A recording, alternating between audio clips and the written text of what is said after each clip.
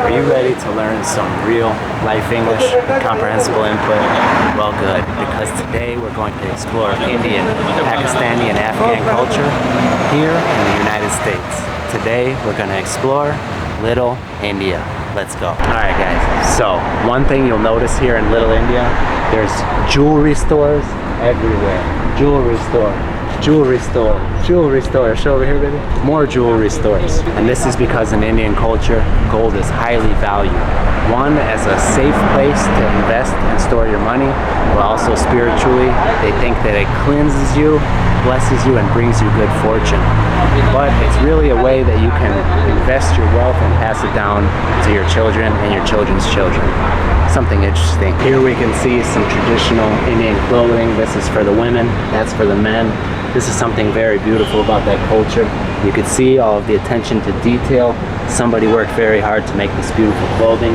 They would use something like this for special events, special celebrations, such as weddings, which are a big celebration in Indian culture. Here we can see some more beautiful traditional clothing. There's tons of stores like this. Now guys, weddings, Indian weddings are not like American weddings.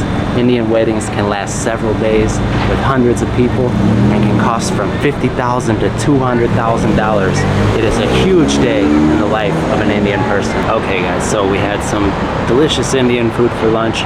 I thought it was really good. It's a little bit spicy for my wife, but I loved it. The naan was delicious. We tried chicken biryani and nihari, Pakistani stew, and it was absolutely incredible. The broth was delicious. So Indian cuisine is interesting. It's very colorful due to the different spices that they use, but it's not just for flavor. They actually use spices that are good for your health. Another interesting thing about Indian cuisine is that a lot of it is vegetarian. Vegetarian means that they do not eat meat. It's all vegetables, fruits, grains, things like that. And the reason for this, well, there's a couple of reasons. One is religion. In Hinduism, some Buddhists, and Jainism, they don't want to harm or kill any other life form. For that reason, they don't eat animals. Another interesting thing about Indian cuisine is, like our Muslim friends, many of them eat only with their right hand for cleanliness reasons. They eat directly with their fingers, like this. Alright guys, we had our lunch. Let's go try some Indian dessert. Okay guys, we're gonna try our dessert. We've got this pista barafi, pistachio. Almost looks like fudge. Camera wife picked this out, so let's see if she made a good choice. I like it. I like it. It's not extra sweet. Tastes of pistachios. Pretty good. Yeah. That tastes like a glazed donut. And this one, ladu.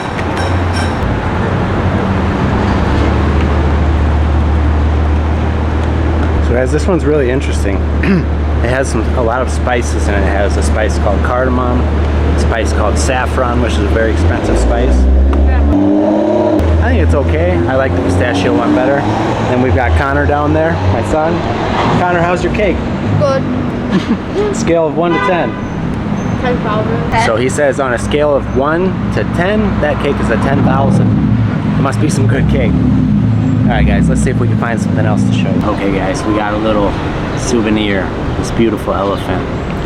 Camera wife and I went into this little store that had objects like this, religious items, Hindu, Buddhist, many beautiful little things like this. And my vision is soon I'll make a studio space in my home and I'll get little things like this and decorate the studio with cool little objects from all around the world to represent the cultures of all my viewers. But let's talk a little bit about why this is special. In Indian culture, elephants are seen as a symbol of strength and wisdom and loyalty. And in the Hindu religion, one of the most beloved Hindu gods, Lord Ganesha, has the head of an elephant. He's their god of new beginnings, the remover of obstacles, and he is worshipped before any major event or journey. But for us, it's just a nice decoration and a beautiful symbol of Indian culture. So we picked it up. Show me. Alright guys, this is called an auto rickshaw or a tuk-tuk, and it is a very traditional form of transportation in India. Basically that's an Indian taxi. Alright guys, so I'm back home. We had a ton of fun exploring Little India. It's super interesting. I've been going to Chicago for years. I've lived very close to the city of Chicago all my life, and I never knew that Little India even existed. It's really cool how there's these different neighborhoods, these different little sections in the big city of Chicago where you can go and explore a completely different culture. But you may be thinking, how did a place like Little India even happen in a big city in the United States? How did one street in the city of Chicago, Devon Avenue is the street, how did that become so full of Indian businesses? And why did so many people from India, Pakistan, Bangladesh, all of these countries come to this one area in Chicago? Well, it's actually pretty interesting. Well, the reason is because in the year 1965, the United States changed a very important immigration law. It was called the Immigration and Nationality Act of 1965. And what this did was change a law that basically only allowed white European immigrants into the United States.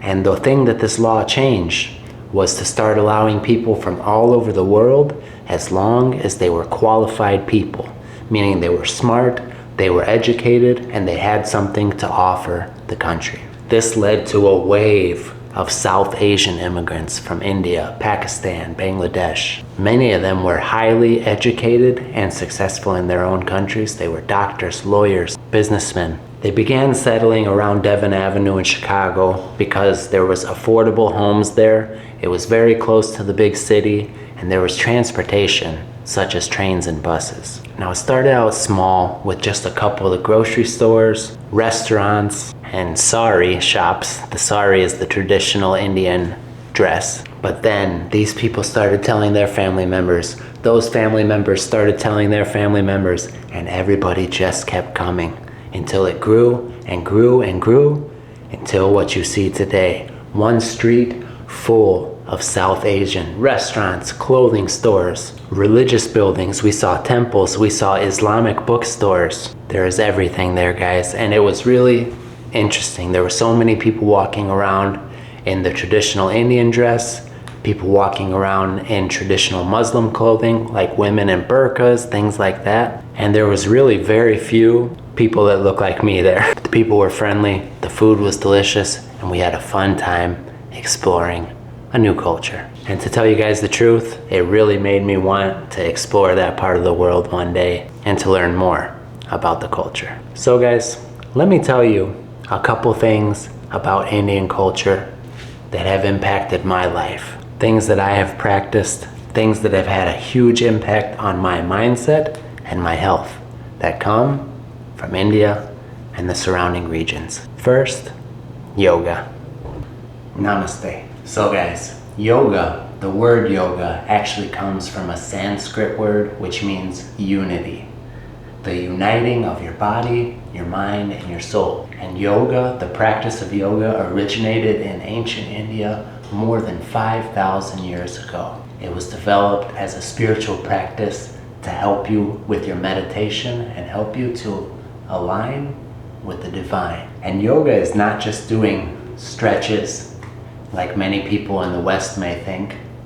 There's actually a lot of different parts to yoga. Some of these things are ethical or moral principles and ideas. One big part is the postures or the positions. Breathing plays a big part, which I'm going to talk about in a minute. Concentration and meditation. Now, yoga was started or invented more than 5,000 years ago, but it still, to this day, plays a huge part in Indian culture and is practiced by millions of people of all ages, in homes, temples, parks, all over the world really, but especially in India. And like I said, Western places, Western countries, people in the West generally think of yoga as an exercise or a physical practice for your body, but in India it is still viewed as a spiritual path to well-being, health, and spiritual growth. I read a book about yoga and I really enjoyed learning the spiritual side of it, how it ties in with the Hindu religion. I found that very interesting, and I enjoy the physical parts. I think it's a wonderful thing that you can do for both your body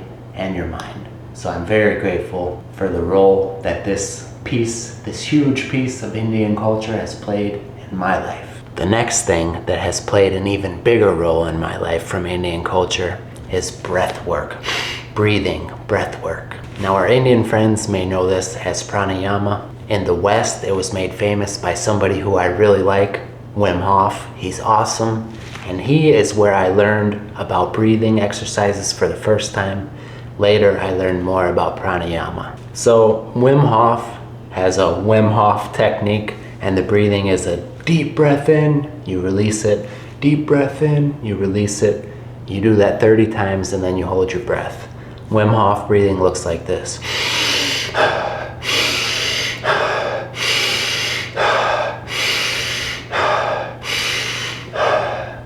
Wim Hof breathing is awesome. You feel so good after you do it. And I did it for several months. And guys, it had a huge impact on my health.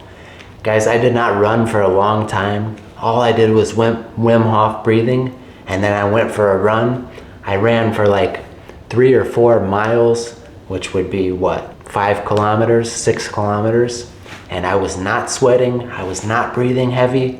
It was easy because Wim Hof breathing had my respiratory system, my breathing, and my circulatory system, my blood, working so well.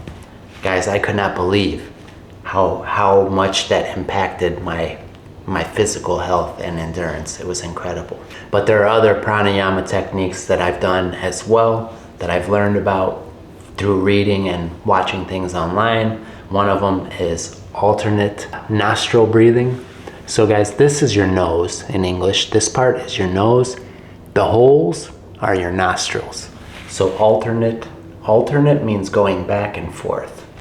So alternate nostril breathing is breathing through one and then switching or alternating to the other.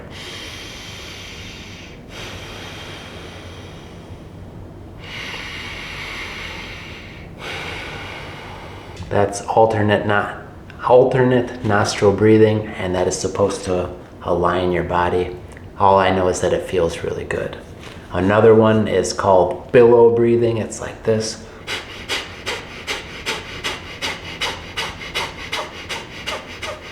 Where you're pushing all the air out of you.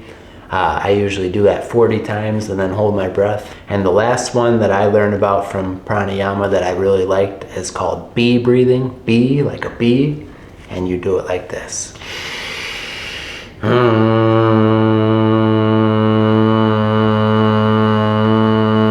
And obviously it's called bee breathing because it sounds like a what? A bee.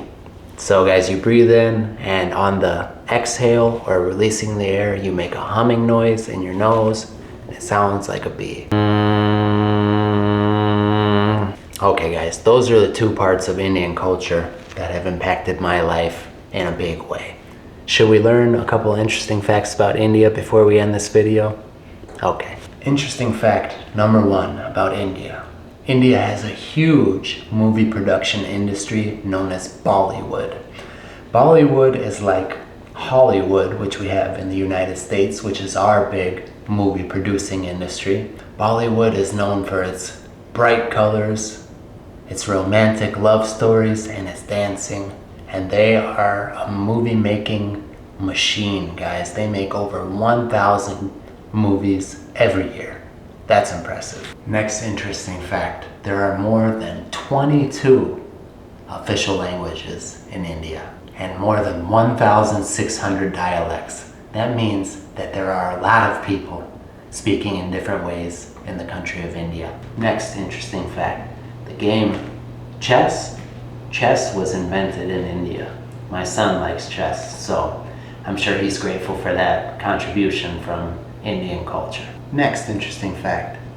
In India, there is a temple devoted to rats. It is home to more than 25,000 sacred rats, and they are protected and even fed by the devotees or the people who are practicing their religion in that temple. And the last fact that I find quite interesting. There is a village, an entire village in India that does not have doors. I'm not sure if I'm saying this right, but I would guess it's called Shani Shingnapur. Well, in Shani Shingnapur, homes and even banks do not have doors and locks because they believe that the deity is like a word for supernatural being or God. They believe that the deity Shani protects their homes and their belongings. All right, my friends, thank you for joining us on this small adventure into Indian culture. Guys, this was just a very small taste of the huge amounts of culture that India has to offer the world.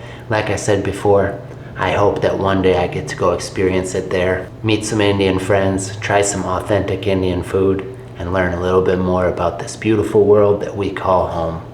Thank you guys. Thank you so much for spending your time working on your English and learning with me, growing together. I appreciate every single one of you. I'll see you in the next video.